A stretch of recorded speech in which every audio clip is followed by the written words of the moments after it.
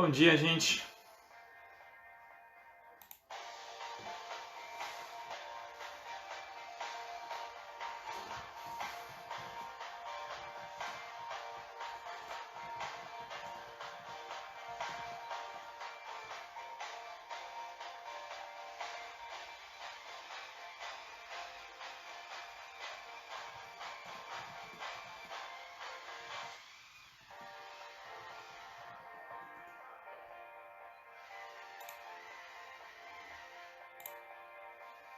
Bom dia, bom dia. Esperando mais os nossos irmãos chegarem.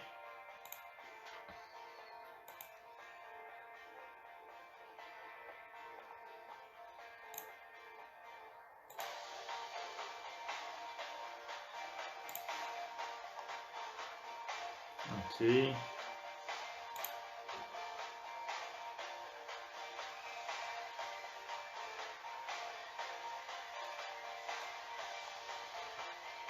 Ver se eu acho aqui.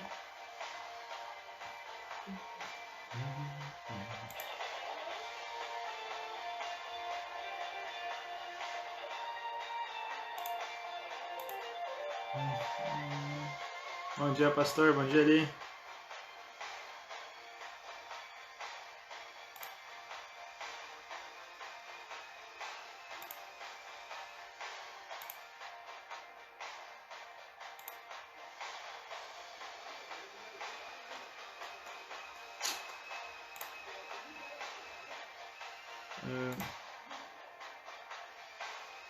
Ok.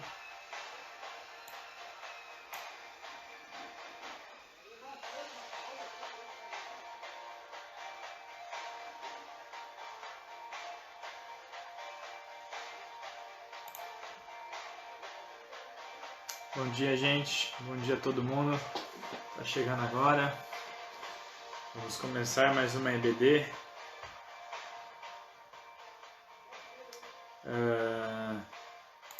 Antes disso, compartilhar o link lá no grupo, né?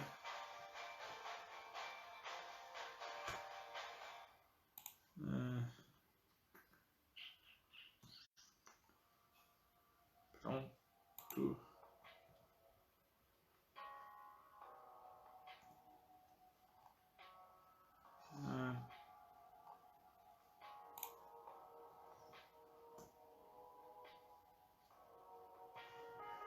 Aqui. Bom dia, gente. Vamos chegando. Já peguem as Bíblias. Vamos começar mais uma EBD. Hoje uma EBD especial, EBD da Páscoa, né? Derrubei um pouquinho de água, mas é normal.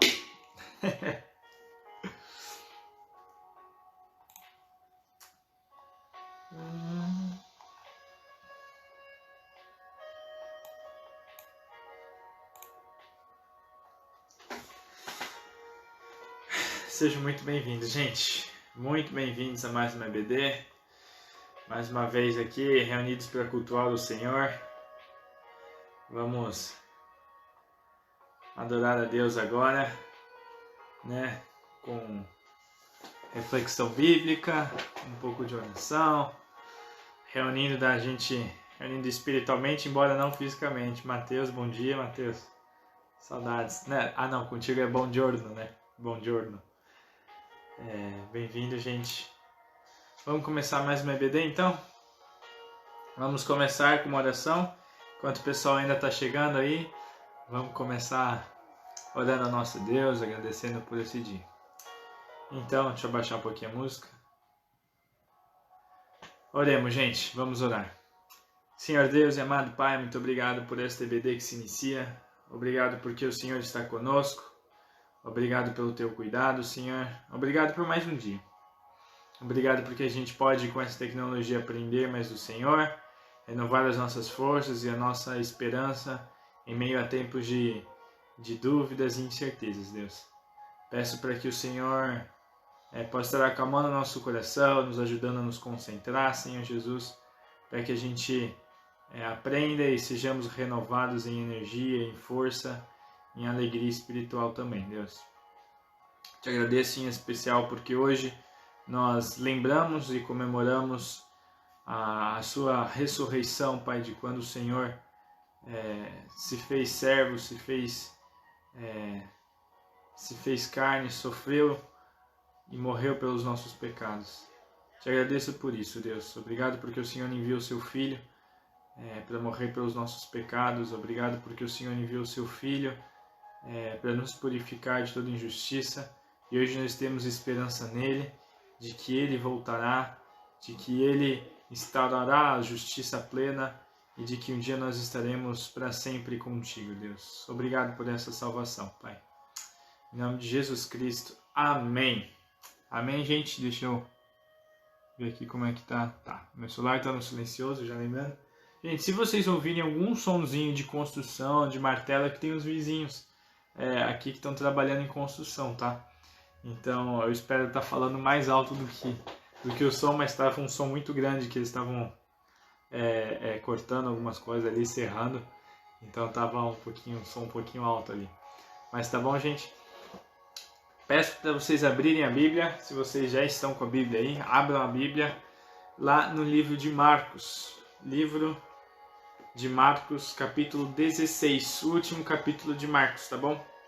Hoje a gente vai refletir um pouco sobre o último capítulo de Marcos, tá bom?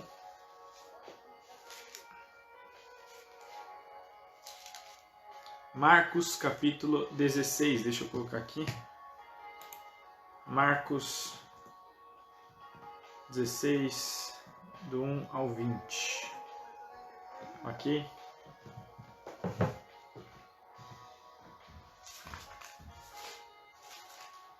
Marcos 16, do 1 ao 20, para quem está chegando, bom dia.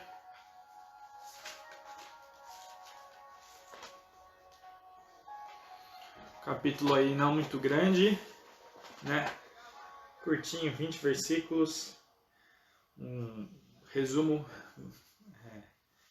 da ressurreição de Jesus, né? Não podemos deixar de falar da ressurreição de Jesus. Então, Marcos 16, do 1 ao 20. Tá bom? Vamos falar hoje sobre a ressurreição, gente. Porque a ressurreição, ela é uma das pedras fundamentais do cristianismo. Tão importante quanto a morte de Cristo é a ressurreição de Cristo, tá bom? A gente, às vezes, enfatiza um pouquinho a morte e deixa de falar na ressurreição, mas a ressurreição, ela é tão importante quanto a morte, tá bom? Ela é o selo conclusivo da grande obra de Jesus Cristo nessa terra. Ela é aquele selo que mostra que o resgate foi pago por Cristo em favor dos pecadores, que esse resgate foi aceito, tá? A ressurreição mostra que a expiação pelo pecado foi realizada, concretizada, concluída, tá bom? E que aquele que tinha a cabeça da morte foi esmagado e que a vitória foi obtida por meio de Jesus Cristo, tá bom? Ele foi entregue, Romanos 4, 25 vai dizer que Jesus foi entregue por causa das nossas transgressões e ressuscitou por causa da nossa justificação. Ou seja, a ressurreição tem sim papel fundamental no cristianismo. O apóstolo Pedro, por exemplo, ele vai dizer que Deus nos regenerou para uma esperança viva, esperança mediante a ressurreição de Jesus Cristo dentre os mortos. Tá bom, gente? Então, ela vai falar de tudo isso, a ressurreição. Ela vai mostrar tudo isso, ela nos dá essa esperança. 1 Coríntios 15 vai dizer que se a gente não, se Jesus não ressuscitou, a nossa esperança é vã.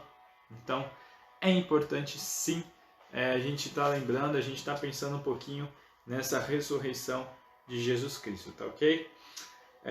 Então, vamos lá, Marcos 16, vamos estar lendo, a gente vai ler um pouquinho, depois e a gente vai pensar um pouquinho, aí depois a gente vai ler mais um pouquinho e vai pensar um pouquinho, assim, até terminar o último capítulo de Marcos, tá bom? Então vamos lá.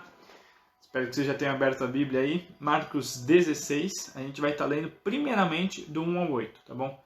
Porque esse capítulo sim vai falar da ressurreição de Jesus e a gente pode tirar algumas liçõezinhas acerca do que aconteceu nesses tempos de que Jesus ressuscitou.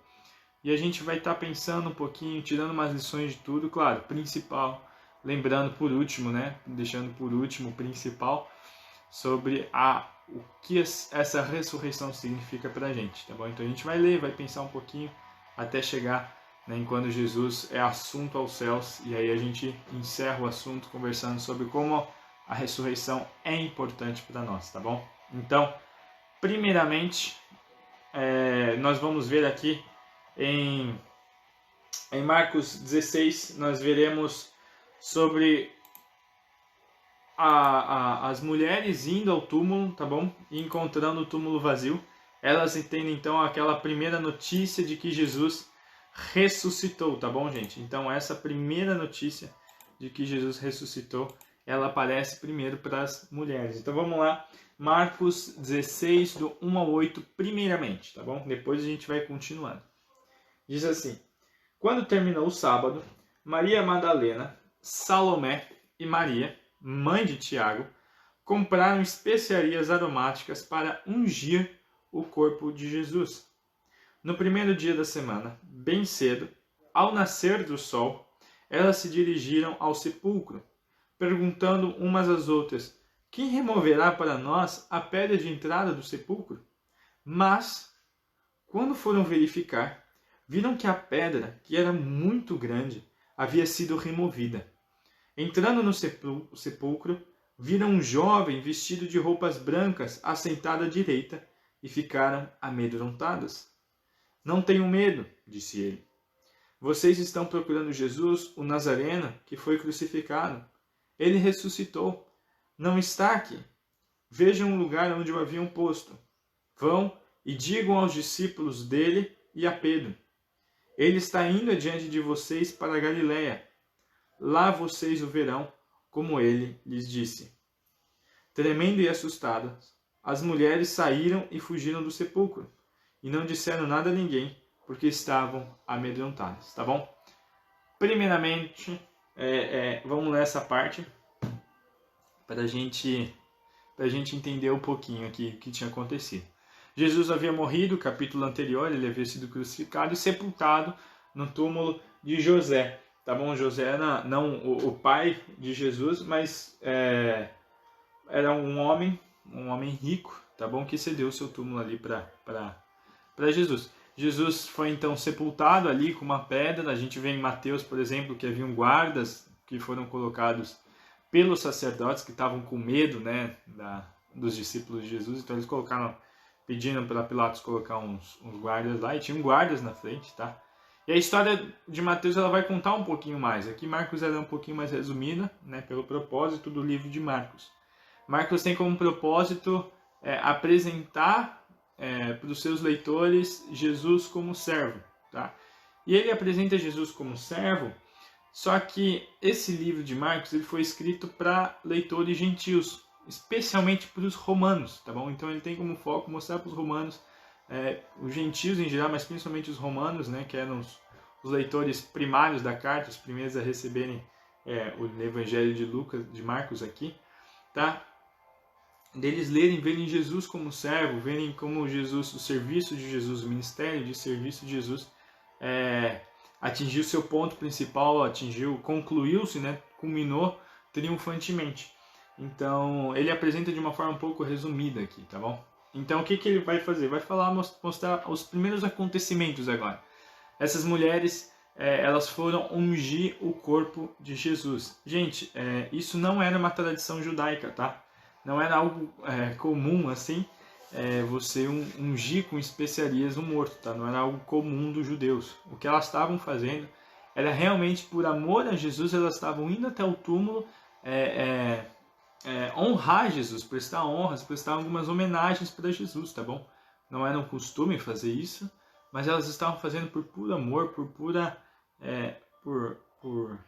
pura dor que elas estavam passando por terem perdido Jesus, que para elas era uma pessoa muito especial, né? Talvez ainda não com o entendimento completo, porque elas não tinham entendido a ressurreição ainda, né?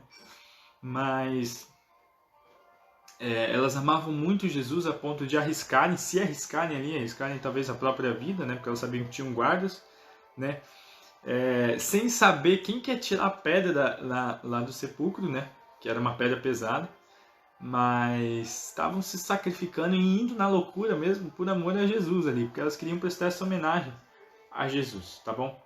E a primeira lição que a gente vê sobre essa partezinha aqui da missão triunfante de Jesus, né, com a sua ressurreição, é o amor leal dessas mulheres, né? Que elas estavam arriscando tudo, né? Elas estavam indo atrás de Jesus, sabendo que ele estava morto ali, mas elas tinham um amor tão grande por Jesus que elas estavam se arriscando ali para prestar honras, homenagens para Jesus, tá bom? E por causa disso, elas acabam sendo as primeiras testemunhas da ressurreição de Cristo. Elas são as primeiras pessoas a saberem que Jesus Cristo havia ressuscitado, né? Em outros evangelhos, a gente vai ver Jesus aparecendo, não só a Maria Madalena, né, que a gente vai ver ali no versículo 9, que Jesus aparece a Maria Madalena, mas Jesus aparecendo às mulheres ali, primeiro, tendo como primeira testemunha as mulheres. Naquela época as mulheres não eram tidas com tanto valor, tá bom? O testemunho de uma mulher não era válido, inclusive, né? Mas Jesus, quebrando esses paradigmas, aparece primeiramente a elas, tá bom? Mostrando para elas que Jesus tinha ressuscitado, que ele tinha ressuscitado, e tornando elas as primeiras testemunhas, as primeiras pessoas a receberem a missão de anunciar que Jesus Cristo tinha ressuscitado. Tá bom? Elas se tornam as primeiras pessoas a serem responsáveis para falar que Jesus Cristo realmente era o Messias que tinha ressuscitado agora. E para mim, o que isso ensina? Né? Que o amor leal delas, né? O que me ensina aqui? O amor leal, o amor profundo que elas tinham por Jesus na morte foi recompensado ali quando Jesus Cristo ressuscitou e apareceu a elas, né? Que muito é perdoado, muito ama, né? Tem essa questão. Maria Madalena, que aparece no versículo 9, ela era uma mulher de quem Jesus tinha tirado 7 demônios dela, né? Então você imagina o estado que estava aquela mulher quando Jesus a encontrou e o que Jesus fez na vida dela. Então quem muito é perdoado realmente muito ama. E por ela ter sido grandemente perdoada, ela foi até Jesus ali naquele momento de morte, talvez até sem pensar direito em quem removeria a pedra, né? Mas ela foi, né? E as outras mulheres, essas mulheres foram, Salomé e Maria também foram, mostrando esse amor ousado, esse amor intenso que tem por Jesus, esse amor que a gente poderia ter como exemplo sim para a gente colocar em prática nas nossas vidas. Esse amor que inclusive está disposto a correr riscos por Jesus, né? Que não está tanto pensando em como vou fazer isso, em como vou fazer aquilo, mas o amor que impulsiona e move as pessoas a irem, a fazerem as coisas que devem fazer, independentemente dos obstáculos, dos talvez, das impossibilidades, mas a irem, né? Então a primeira lição que a gente pode ter é a lição desse amor que essas mulheres tinham por Jesus, tá? Um comentarista, um teólogo comentarista vai escrever, um Riley, tá bom? Ele vai escrever o seguinte: por qual motivo vemos tão pouco desse fortíssimo amor a Jesus entre os crentes de hoje? Por que tão raramente nos deparamos com santos que enfrentarão qualquer perigo, que passarão pelo fogo e pela água por amor a Cristo? Só há uma resposta. É por causa da debilidade da fé e do baixo senso de obrigação para com Cristo, que prevalece tão largamente entre nós. Um baixo e fraco senso de pecado sempre produzirá um baixo e frágil senso de valor da salvação. Um irrelevante senso de nossa dívida para com Deus sempre será acompanhado por um senso superficial quanto ao que devemos por nossa redenção. A pessoa que sente o quanto lhe foi perdoado é a que a muito ama. Aquele a quem pouco se perdoa, pouco ama. Lucas 7,47 vai dizer isso. A ideia aqui é que muitas vezes a gente não tem esse amor como Maria Madalena, Salomé, como essas mulheres tinham, né? A gente não tem muitas vezes esse amor porque a gente não tem uma real noção do quão precioso é Jesus Cristo. Elas tinham Jesus em tanta estima, como algo tão precioso para elas, que elas estavam correndo risco de vida, que elas não sabiam nem como remover aquela pedra, mas elas estavam indo ali para honrar Jesus, porque elas tinham Jesus como tão precioso que elas não estavam pensando como vamos fazer isso, planejando tudo direitinho, elas só foram, né? A Bíblia fala que aqui no versículo 1, assim que acabou o sábado, né? Ou seja, depois das 6 horas do sábado ali para o judeu, tá? Depois das 6 horas do sábado já acabou o sábado, né? Então eles ali depois das 6 horas foram em algum lugar, compraram os perfumes, as especiarias, né? Para domingo de manhã irem lá e prestarem suas honras para Jesus Cristo ali, para o corpo de Jesus Cristo, que elas achavam que iam encontrar o corpo de Jesus Cristo ali deitado, né? Então isso para mim é um exemplo do amor que está disposto a correr risco, do quanto a pessoa tem como Jesus como precioso. E me faz pensar se eu tenho esse tipo de amor. Se a gente tem esse tipo de amor, se a gente está disposto a correr riscos por Jesus, se a gente está disposto a arcar com certas consequências por amor a Jesus, né? Talvez aqui no Brasil, principalmente aqui em Registro, a gente não tenha tanto assim esse senso de perseguição, esse senso de consequências, de represália por ser cristão, né? Mas em outros lugares é maior, sim. Tanto por causa pela própria sociedade, quanto por causa de um governo, né, que impõe restrições ao cristianismo, né, como a gente pode ver na China, como a gente pode ver nos países árabes, nos países muçulmanos, né? Então a gente acaba vendo isso em alguns lugares, mas isso não muda o fato de que a gente deve ter um amor intenso por Jesus. E esse amor intenso por Jesus, ele é gerado por uma noção do quanto nós somos perdoados. Quanto mais eu entendo que eu sou pecador, quanto mais eu sei o quão pecador eu sou, e mais eu entendo o quão amoroso Deus é, maior vai ser o meu amor a Jesus Cristo. Entendeu? Quanto maior é a minha noção do preço, da dívida que eu tinha, e maior a noção do quanto Deus pagou, mais eu entendo, mais eu amo a Jesus Cristo, tá bom? Então essa é a primeira lição. A segunda lição que nós podemos ter desse versículo, desse texto, é dos versículos de 9 a 14, que vai falar sobre a incredulidade dos discípulos e como Deus repreende essa incredulidade, tá bom? O livro de Marcos ele não vai passar pano para discípulo, não. O livro de Marcos ele vai fazer essa crítica à incredulidade e dureza do coração dos discípulos, né? Versículo 9 até o versículo 14, acompanhem comigo na leitura. Diz assim: Quando Jesus ressuscitou, na madrugada do primeiro dia da semana, apareceu primeiramente a Maria Madalena, de quem havia expulsado os 7 demônios, aquilo que eu falei. Ela foi e contou aos que com ele tinham estado, né, os discípulos, e eles estavam lamentando e chorando quando ela contou. Quando ouviram que Jesus estava vivo e fora visto por ela, não creram. Depois, Jesus apareceu noutra forma a 2 deles, estando eles a caminho do campo. Eles voltaram e relataram isso aos outros, mas também nestes eles não creram. Versículo 14. Mais tarde, Jesus apareceu aos 11, né? Judas já tinha partido. Enquanto eles comiam, censurou-lhes a incredulidade e dureza de coração, porque não acreditaram nos que o tinham visto depois de ressurreto. Então Jesus aparece, né? No versículo 14, o próprio Jesus aparece enquanto eles estavam comendo.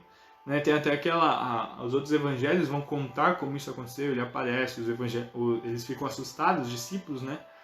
Olhando, né? Achando que Jesus é um fantasma. E Jesus vai lá e come na frente deles para mostrar que ele não era um fantasma, ele era realmente Jesus Cristo, agora com o corpo glorificado, né? Depois de ter terminado a sua missão. E aí ele mostra os cravos, né? Essas coisas todas, para que eles vissem, né, que Jesus era realmente aquela pessoa ali ressurreta, não era um fantasma, um espírito, era o próprio Cristo ressurreto e glorificado. Então, o que a gente vê aqui? Uma incredulidade muito grande por parte dos discípulos, né? Mesmo Jesus tendo anunciado veementemente várias vezes que ele ia morrer e ressuscitar em 3 dias, eles facilmente se esqueceram, porque o coração deles estava duro. E Jesus, ele repreende isso. Imagina Jesus fazendo isso, lógico, com amor, né? Com todo o amor e aquilo que a gente imagina, assim, aquela voz macia de Jesus, né? Sendo ao mesmo tempo cirúrgico, profundo, mas também manso e amoroso, né? E essa falta de fé dos discípulos, ela é comum a gente também, né? Nós também várias vezes, né? Na verdade, a gente tem essa inclinação de esquecer da bondade, da soberania de Deus, né, das promessas de Deus. Nós esquecemos que Deus prometeu estar com a gente, de que Deus nos deu o seu Espírito. Nós nos esquecemos de que Deus é um Deus bondoso, que está cuidando sempre da gente, e aí a gente vai lá e faz as coisas do nosso jeito, e a gente esquece que Deus está cuidando de tudo, e a gente procura pegar o controle das coisas, né, como se nós próprios fôssemos Deus. Né, a gente tem essa incredulidade também. Nós temos essa tendência a sermos incrédulos. Na verdade, se Cristo não abre os olhos da gente, nós jamais teríamos a capacidade de crer que há 2000 anos atrás um homem, lá num lugar que a gente nunca viu, morreu por nós, né, e carregou todos os nossos pecados. Se não fosse Cristo abrindo os nossos olhos espirituais, a gente não teria capacidade de por nós mesmos crer nisso. Então o que eu vejo aqui? Eu vejo muito do amor e da bondade de Deus através dessa exortação, desse cuidado, e vejo que nós somos muito parecidos com os discípulos, né? Sendo incrédulos em diversas situações e se esquecendo facilmente das coisas que Deus diz para nós através das Escrituras, né? Então, o que nós podemos ver? Nós podemos ver que essa exortação também deve ser para a gente, porque mesmo algo sendo óbvio, mesmo Deus mostrando, muitas vezes a gente não vê. Isso serve de motivo para que a gente seja um pouquinho mais humilde, né? Um pouquinho aqui é um eufemismo, para que a gente seja mais humilde e busque mais a Deus e tenhamos mais disposição a crer nas promessas de Deus em todos os momentos, em todos os tempos. O teólogo, novamente falando, Riley, ele vai refletir sobre esse versículo da seguinte maneira: aprendamos, pois, na incredulidade dos apóstolos, uma útil lição prática para nós mesmos. Não nos devemos sentir surpresos quando dúvidas brotam em nossos corações. Também devemos desistir de esperar perfeição na fé. Ou seja, a gente não pode esperar, né? Aqui ele vai falar da parte de outros crentes, que eles sejam perfeitos na sua fé, tá bom? Pois ainda vivemos no corpo. Somos pessoas sujeitas às mesmas paixões dos apóstolos. Não podemos considerar coisa estranha se a nossa experiência, algumas vezes, assemelha-se às experiências deles, ou se a nossa fé, tal como a deles, algumas vezes desfalece. Resistamos com ousadia à incredulidade, vigiemos e oramos, esforçando-nos por livrar-nos de seu poder, do poder da incredulidade. Né? Então, não espere que o seu irmão tenha aquela fé perfeita, porque todos nós somos imperfeitos buscando imitar a Jesus Cristo, tá bom? E não se espante se você um dia se surpreender duvidando de alguma promessa de Deus, porque o nosso coração é assim. Mas repreenda a si mesmo, né? Tenha essa exortação própria, né? E mude esse comportamento, vigiando e orando para não ceder à incredulidade, a essa dúvida, a essa dureza de coração de querer enxergar as coisas de não querer enxergar as coisas que Deus manda a gente olhar com os olhos da fé e não com os olhos físicos, tá bom? Coisas que muitas vezes a gente não entende, tá bom? Mas a gente precisa simplesmente crer. A terceira lição, né? A primeira lição foi o amor daquelas mulheres por Jesus, né? Aquele que nós devemos ter esse amor que corre riscos.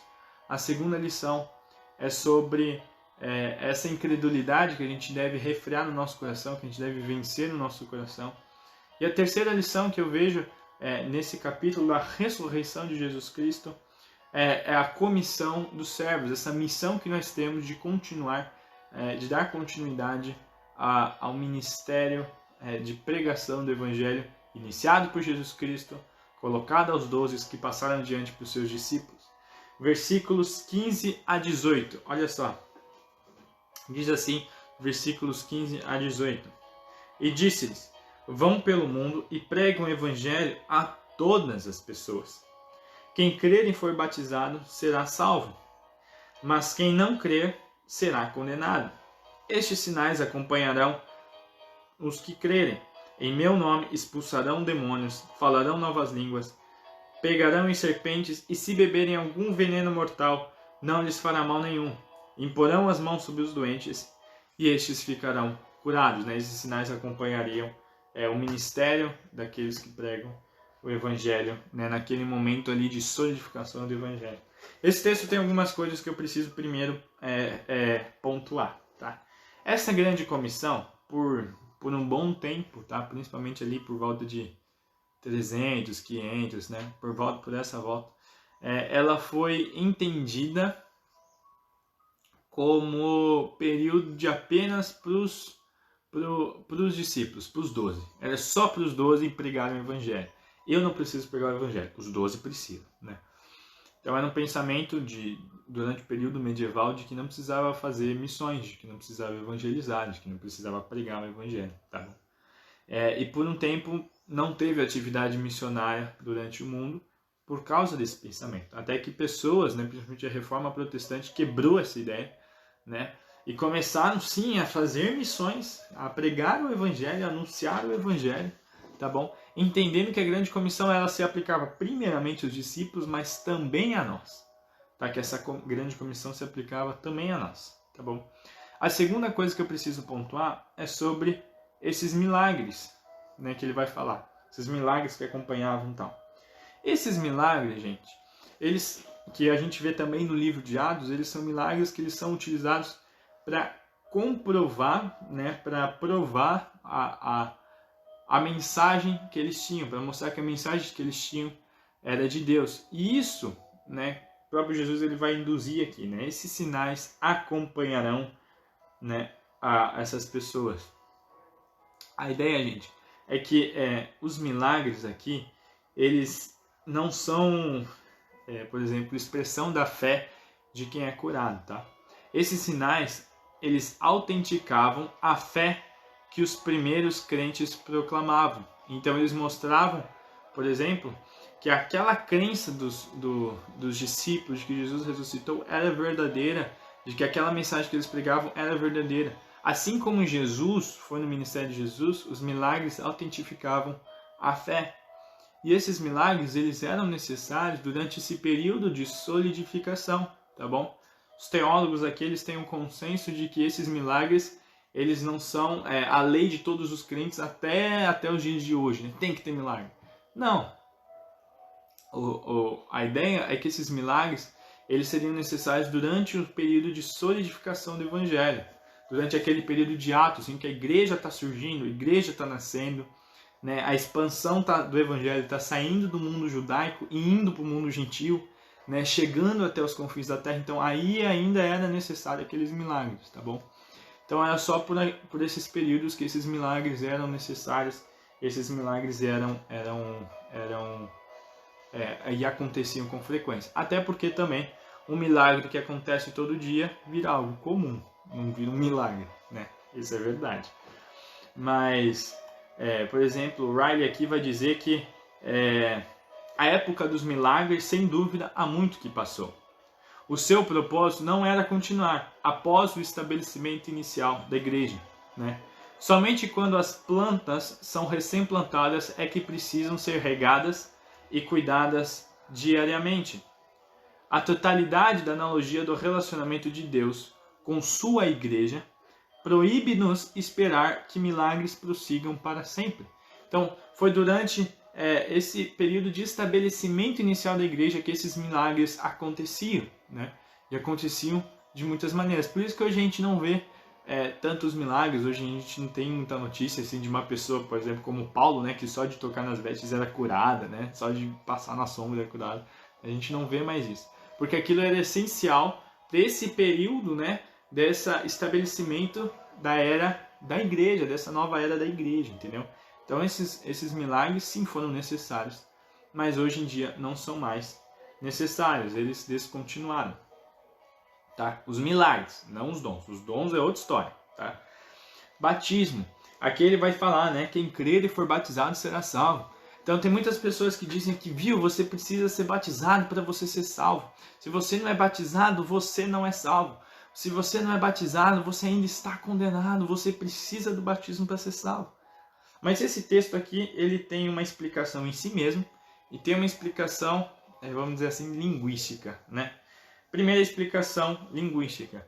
O jeito que Marcos escreveu esse versículo, tá bom? Na língua dele, né, que era lá o grego, do jeito que ele escreveu, ele colocou um artigo para dois particípios, dando a ideia de que quem crê invariavelmente, né, ou eventualmente será batizado, tá bom? Né? Não é uma ideia de que quem crê e for batizado, então essa pessoa será salva. Mas a ideia de quem crê, eventualmente, né, depois de crer, vai ser batizado, tá? E essa pessoa, assim que creu, será salva, tá? E a explicação aqui no próprio texto é que depois ele vai falar que a condenação é só para a incredulidade, né? Não é quem crer e não for batizado, é só quem não crê, né? A incredulidade está sobre os que não creem, tá? Então a salvação ela está sobre os que creem. O batismo é uma consequência, né? A gente crê que o batismo é um mandamento, e sim, é um mandamento. A gente vai ver depois, lá em Mateus, antes, né, lá em Mateus, escrito esse mandamento. Mas a gente vê que o batismo aqui ele não é pressuposto para a salvação. Ele é muito importante, porque ele é uma anunciação pública, né, da sua fé, uma declaração pública de fé, né? E essas pessoas, elas são salvas pela crença e publicam essa crença, né, por meio do batismo. É mais ou menos isso, tá bom? Então, não, aqui o texto não está falando que a salvação vem pelo batismo, tá bom?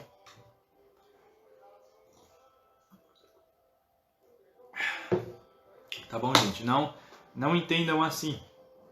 Então tem essa explicação, porque a condenação está só sobre o que não crê, então a salvação é sobre o que crê. Quanto à ideia de que o que Marcos escreveu, a ideia que Marcos escreveu seria, né, mais ou menos uma melhor tradução desse versículo seria quem crê, né, será salvo e será batizado, mais ou menos assim, tá bom? Então você pode tirar esse e colocar e for, né, e colocar o será, tá bom?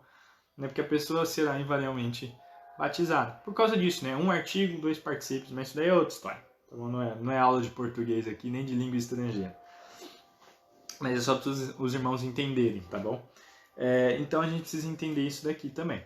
E agora, quais que são as lições que a gente pode tirar desse trecho, dessa grande comissão? Primeiro, devemos pregar o Evangelho. Essa comissão foi dada a nós. Nós somos testemunhas de Jesus Cristo. Não oculares, mas testemunhas pela fé. E nós podemos sim pregar o Evangelho às outras pessoas e devemos sim pregar o Evangelho a outras pessoas, tá bom?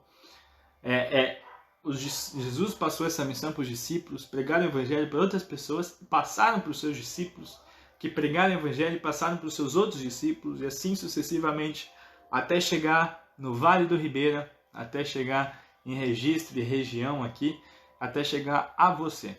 Então você agora é essa testemunha que tem esse dever de anunciar que Jesus Cristo ressuscitou, de anunciar do seu sacrifício na cruz e da salvação para todo aquele que crê. Então você tem esse dever, você tem agora essa responsabilidade de pregar o Evangelho para onde você for. Não precisa ir para a China para pregar o Evangelho, né? Mas é para onde você for. Onde você for, pregue o Evangelho, porque você foi também comissionado, você foi chamado, convocado, selecionado para esta missão. Tá bom?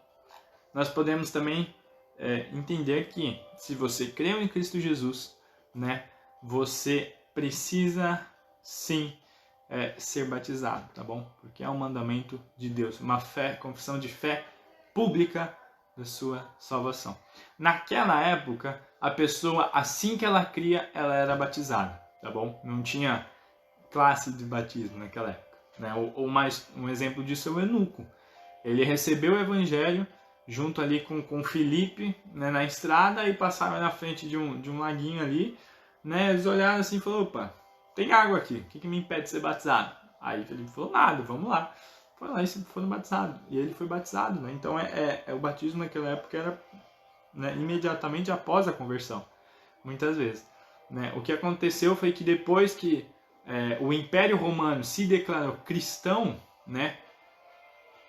Um dia o pagão estava adorando lá a Marte, a Júpiter, aos deuses deles. No dia seguinte estava adorando a Deus. Ele acordou cristão, porque o Estado era cristão. né, se tornou cristão. Então a igreja entendeu a necessidade de fazer uma classe de batismo para ver se a pessoa realmente cria, né, se a pessoa realmente era salva, se ela entendia no que ela estava vendo, ou se ela só era uma pessoa que acordou adorando outro Deus, entendeu? Então teve essa sala para fazer essa diferenciação, tá bom? E aí essa tradição manteve-se assim por muito tempo, tá? Nada contra, tá bom? Mas entenda que você, se você crê em Cristo Jesus, você precisa obedecer este mandamento também, tá bom? De ser batizado. Além de ter outras coisas, a inserção no corpo de Cristo, essas coisas, tá bom? Outra coisa, gente, que eu gostaria muito de falar para vocês. Esta condenação, né?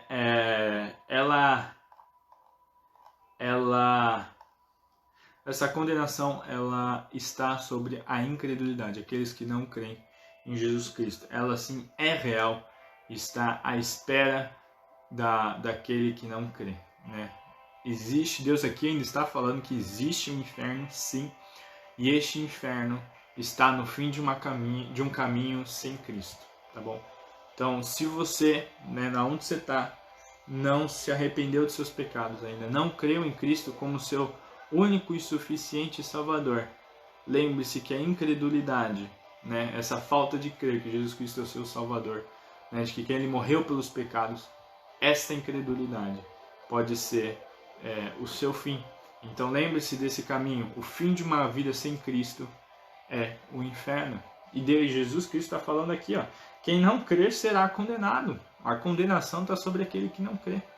Então meu apelo para você, se você ainda não creu, leia mais sobre esse evangelho aqui em Marcos, ore pedindo a Deus discernimento, entregue a sua vida para Jesus como seu único e suficiente Salvador. Creia que Ele morreu pelos seus pecados e ressuscitou ao terceiro dia de domingo, que é isso que a gente está lembrando hoje, da ressurreição de Jesus Cristo, né? Consumando toda a sua obra de expiação pelos pecados, não toda a sua obra do reino. Ele ainda vai vir e vai consumar o reino, mas a sua expiação dos pecados Ele realizou. Então entenda, ore, converse com algum irmão da igreja que você se sentir mais à vontade, porque eles têm a missão de pregar o evangelho para você também, tá bom? Né? Ou comigo, ou com o pastor, Facebook, WhatsApp, tanto faz, né? Mas pode conversar, vir com a gente, que a gente vai explicar mais detalhadamente isso, tá bom? E por fim, gente, há um inferno, né? Acabei de falar, um inferno e que os incrédulos estarão nele, aqueles que não creem. Mas por último, nós temos a glorificação de Cristo. O que eu pude aprender nessa leitura? Aprender sobre o amor de Cristo, o amor daquelas mulheres, o amor que eu devo ter por Cristo, né? O amor que corre riscos, né? Também pude aprender da incredulidade dos discípulos e ter como lição de que eu devo repreender a minha própria incredulidade, né? Porque isso é comum do ser humano, tá bom? Entendi, né? Também com essa grande comissão que eu sou comissionado para isso, tá? Eu tenho esse dever, nós temos esse dever de pregar o evangelho, tá bom? Então eu sou comissionado, devo refrear a minha incredulidade e também devo amar a Cristo com esse amor que corre riscos. E por fim, uma mensagem de esperança, né? Devo encher meu coração de esperança, seria essa a aplicação, né? Mas é a mensagem de esperança que o Evangelho traz para a gente nesses versículos finais. Leia comigo então Marcos 16, 19 e 20 para encerrar o capítulo e também encerrar esta IBD de Páscoa.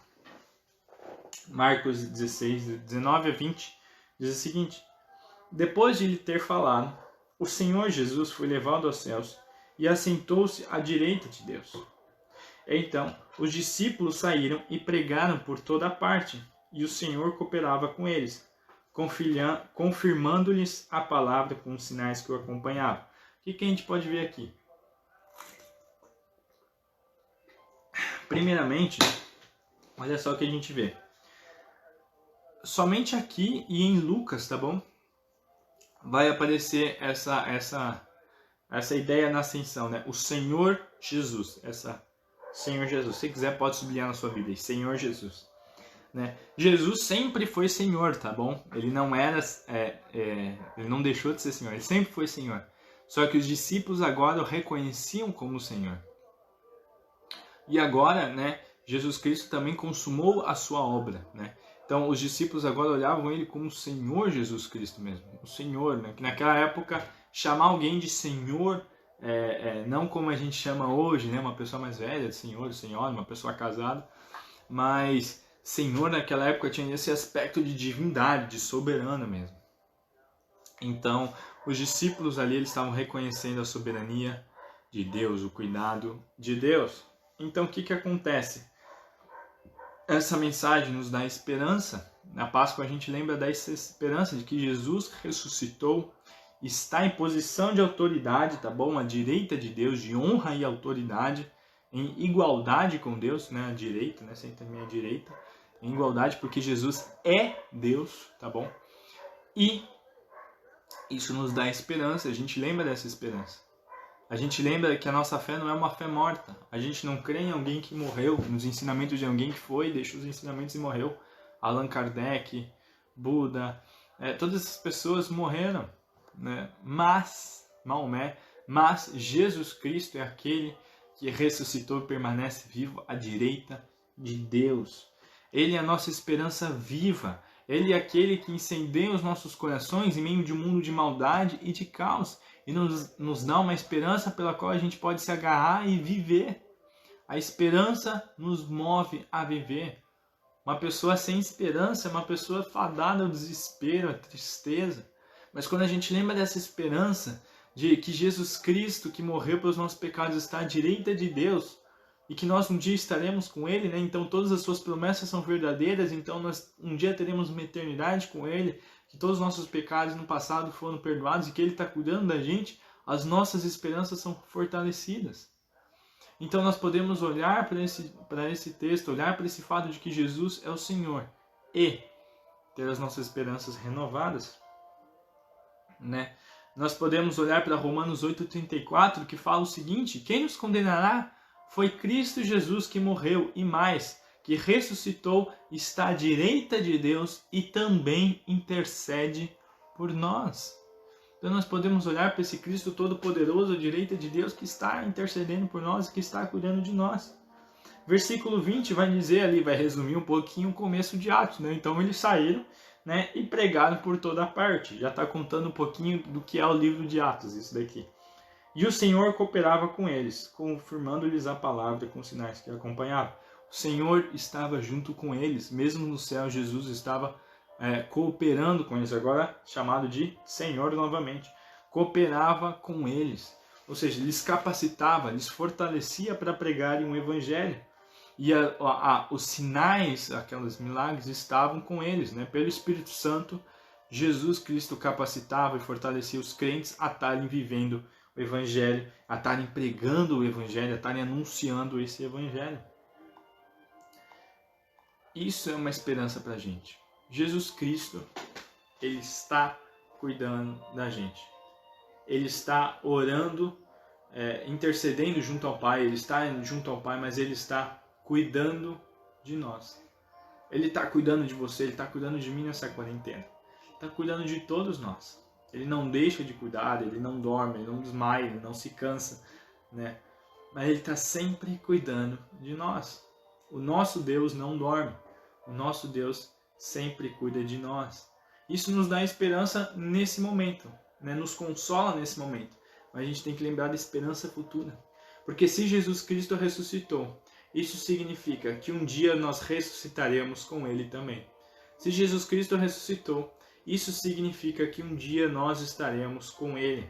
De que um dia nós estaremos numa eternidade onde não haverá mais choro, onde não haverá mais lágrima, onde não haverá mais tristeza ou dor, mas nós estaremos sempre com Ele, em pura alegria, em pura festa, vivendo para Ele, sem pecado, sem incredulidade, amando com toda intensidade, sendo amado em toda intensidade, vivendo para a glória de Deus, sem empecilho nenhum. Isso nos enche de esperança. É o que 1 Coríntios 15, Paulo vai tratar. Fala, gente, se Jesus Cristo não ressuscitou, nós somos loucos, nós somos os mais dignos de misericórdia, porque a gente acha que um cara ressuscitou, né? Mas ele fala, não, mas de fato Cristo ressuscitou. E sabe o que isso significa? Que a gente vai ter esperança.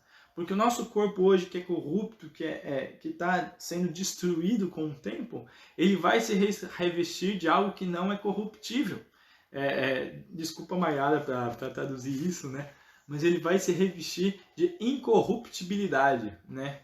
De algo indestrutível, que não vai ser destruído pelos efeitos do pecado na vida da pessoa. Ou seja, a gente vai estar com Cristo em perfeita glória e majestade. E aí sabe como Paulo termina o capítulo 15? Capítulo 15, versículo 58. Se você puder abrir, pode abrir, que eu vou abrir aqui no computador. 1 Coríntios 15, 58.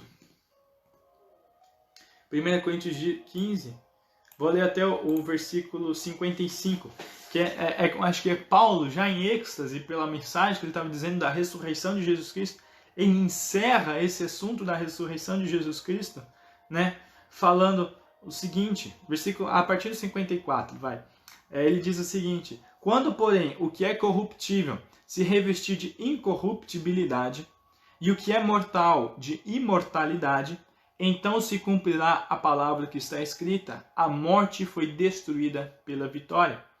Versículo 55. Onde está, ó morte, a sua vitória? Onde está, ó morte, o seu aguilhão? O aguilhão da morte é o pecado, e a força do pecado é a lei.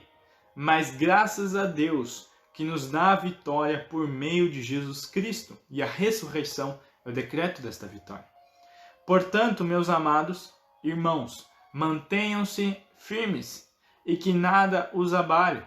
Sejam sempre dedicados à obra do Senhor, pois vocês sabem que, no Senhor, o trabalho de vocês não será inútil. Então ele termina falando, gente, então vale a pena sofrer, então vale a pena se dedicar na obra do Senhor por causa dessa vitória que já está decretada. Nós ainda temos guerras para travar, mas a vitória já é nossa. Isso nos enche de esperança, isso nos enche de ânimos, isso nos enche de forças para continuar, para perseverar, para prosseguir mesmo quando estiver difícil. Por isso que Paulo vai terminar desse jeito, porque no Senhor o trabalho que a gente tem não é inútil. Nada é inútil quando a gente está vivendo para o Senhor. Tudo vai valer a pena no final. Tudo vai valer a pena. O troféu, a recompensa vai valer muito mais a pena. A eternidade com Cristo que nos aguarda. Vale a pena a gente se abster das coisas. A nossa recompensa, né, que nós teremos é muito maior que a recompensa imediata do pecado. É muito maior, infinitamente maior. Então, Marcos ele encerra com uma mensagem de esperança, ele encerra com um momento positivo. Ele encerra de uma maneira que dá esperança para os seus leitores, inclusive, principalmente o leitor romano, que estava passando e queria passar por momentos de perseguição depois. Porque eu não sei se vocês lembram, mas os governadores romanos, né, o próprio César, eles eram considerados Deus, né? Então, o romano ele tinha que acender incenso, por exemplo, para César, né? Depois para os outros imperadores, né? Esses caras aí, né? Então, para o cristão, ele teria que se abdicar disso. E isso teria consequências. Em momentos depois, a própria vida. Tá? E a perseguição começou aonde? Em Roma. Depois se espalhou por todo o Império, onde Tiago, onde os apóstolos morreram, muitos martirizados ali por causa do Império Romano, tá bom? Então os cristãos, eles viam essa mensagem e falavam, puxa, que esperança que eu tenho de pregar o Evangelho, de saber que Deus está me acompanhando, de que o Senhor Jesus está me capacitando a pregar esse Evangelho, a viver esse cristianismo, e puxa, ainda bem que Ele ressuscitou, porque agora eu tenho essa esperança de que eu vou ressuscitar com Ele quando tudo isso acabar. Não importa o quão difícil ou doloroso acabe, né? Aqui, né? O novo início, ou o início verdadeiro, a vida verdadeira do crente, né? Começa depois da morte. É uma alegria maravilhosa. Então, um teólogo que eu gosto muito, pessoal chamado de Dr. Constable, começou a serrinha lá atrás. Ó. Dr. Constable ele vai dizer o seguinte: assim, o Evangelho termina com nota positiva. A tarefa de evangelizar continuou em Roma entre os discípulos que primeiro receberam esse Evangelho, o livro de Marcos. Esse relato das boas novas sobre Jesus Cristo teria sido um incentivo particular para os novos discípulos romanos. Eles enfrentaram a escolha de assumir uma posição pública como cristãos e sofrendo a perda de bens, imóveis, bens pessoais, empregos e até a própria vida, ou permanecerem calados. Eles foram obrigados, por lei, a oferecer uma pitada de incenso em adoração a César divino, tá? Como cidadãos romanos. Fazer isso comprometeu seu compromisso exclusivo com Jesus como Senhor. Deixar de adorar a César lhes custou muito. Este evangelho é particularmente útil para os discípulos que enfrentam desafios semelhantes em seu próprio tempo e lugar na história. Então, esse evangelho, principalmente aqui, ele está resumindo já todo o livro de Marcos, traz a esperança de que servir a Deus, assim como ele serviu os homens, não será em vão, não será inútil. Mas nós temos essa esperança que hoje, no dia da ressurreição, a gente lembra de que Cristo é o Salvador, de que Cristo é o Messias que deveria de vir, que ele pagou o preço pelos nossos pecados, nos fez santos e justos e que nós esperamos uma nova vida após a morte, após morrermos. E a gente não precisa mais temer a morte, porque Jesus venceu a morte e nele nós também a venceremos, para reinar para sempre com Cristo. Amém, gente? É isso que eu queria compartilhar acerca da ressurreição. Temos umas liçõezinhas, mas o principal é essa esperança que nós temos. Essa esperança de que nós podemos servir a Deus, viver para Deus, imitar o exemplo de Jesus que serviu e amou os homens, né? Obviamente servindo a Deus acima de tudo, mas lembrar dessas coisas, viver como Jesus Cristo, arcar com as consequências, mas com a certeza e esse consolo do cuidado presente de Jesus e da esperança que nós temos, que toda a Páscoa nós devemos lembrar com profundidade. Na verdade, todo dia nós devemos lembrar com profundidade, tá bom, gente? Não só na Páscoa, tá? É isso que eu queria compartilhar com vocês. Qualquer dúvida, manda lá no WhatsApp do pastor, no meu WhatsApp também, tá bom? Que a gente vai estar explicando, tá bom, gente? Ou tentar explicar. Tá bom, gente? É isso que eu queria conversar com vocês. Tenha uma boa manhã, um bom almoço, bom pé de frango, tá bom? De noite nós temos um culto especial da celebração da Páscoa, tá bom?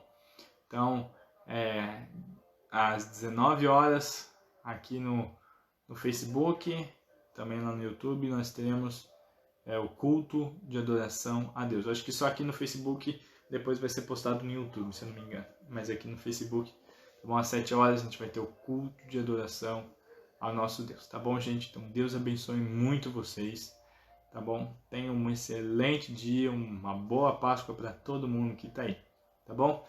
Beijo, bom dia e vamos orar para encerrar. Depois que eu terminar de orar, eu vou encerrar a live, tá bom? Oremos. Senhor Deus e amado Pai, obrigado pelo teu sacrifício. Obrigado porque o Senhor morreu por nós.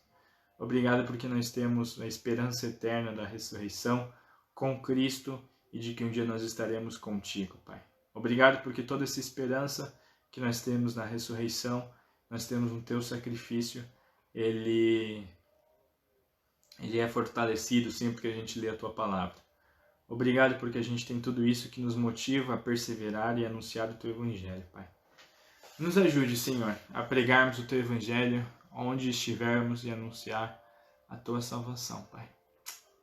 Nos ajude a não sermos incrédulos, mas nos encher com essa esperança e fé genuína da tua ressurreição e pregar o evangelho com toda a ousadia, arcando com as consequências, mas lembrando que tudo vai valer a pena porque o Senhor ressuscitou e nós ressuscitaremos contigo.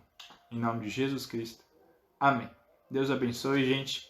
Tenham um excelente dia. Feliz Páscoa.